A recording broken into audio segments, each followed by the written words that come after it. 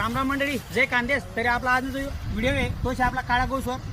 तरी आपण आता आपला जो काळा गहू आहे यांना काढा टाइम लागेल होता आणि आपण आता हार्वेस्टरना साह्याने गहू काढी राहतो.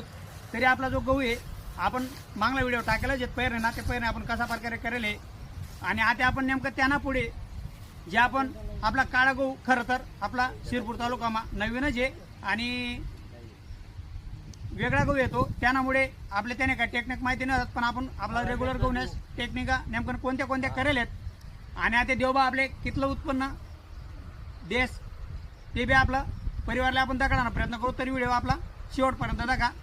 एक एक माहिती आपण आपल्या व्हिडिओ मार्फत आपल्या परिवाराला देवाना प्रयत्न करतो आणि ज्या काही गोष्टी होतील थोड्याफार त्रुटीने त्या पण सांगण्याचा प्रयत्न करतो.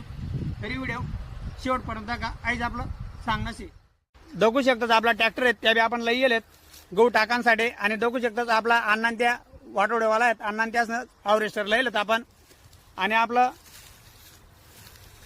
जे तांडळ शिवारमा जैतपूर फाटा आणि वाटोडा फाटा मजमा वावर आहे तेवढे आपला गहू टाकेल होता आपण. अहो जो काळा राणा अवशे आपला 3.5 एकर गहू आणि त्यांना मागे आपण 4 एकर टाकेले. तरी आपला गहू थोडा येवाले लेट होई झाला होता त्यामुळे आपली जी थंडी आहे ती बी कमी प्रमाणात सापडेले.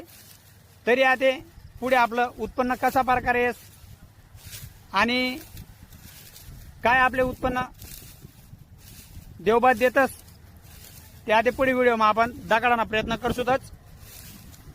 तरी म्हटलं आपला परिवारले जो काळा गहू आहे तो कसा प्रकारे आजची तारीख में होता आपला खरं तर लोम थोडी छोटी मोठी असल्यामुळे थोडा आपण बऱ्यापैकी कोरडा होऊ द्या त्याले आणि मग काळान सुरुवात करेल. दाखवू शकतात आपला मशीनवाला भाऊ बी थोडा हवा होती पाणीमुळे थोडा गहू बी आपला काणी होई झाला. दाखवू शकतो मी एकदम चांगला प्रकारे आपला जो गहू आहे तो आपला भाऊ मशीनना सहाय्याने काढण्याचा प्रयत्न करा. भाऊ त्याला सांगते होते मशीन व्यवस्थित चालाव भाऊ म्हटलं आणि आपला गहू व्यवस्थित काढिले.